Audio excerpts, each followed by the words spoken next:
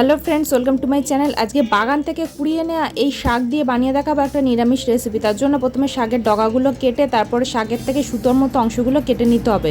তারপরে পাতা এবং ডাঁটি সমেত একসাথে এগুলোকে কুচিয়ে নেওয়া হলো। এবার কড়াইতে অল্প তেল দিয়ে কুমড়োগুলোকে একটুখানি ভেজে তুলে নিতে হবে। তারপর আরও একটু তেল দিয়ে তাতে 5 ফোড়ন কুচি করে রাখা আলুগুলো দিয়ে হালকা ভেজে তারপরে দিয়ে দিতে হবে এই তেলাকুচি শাকগুলোকে দিয়ে একটু নেড়ে চেড়ে নিতে হবে।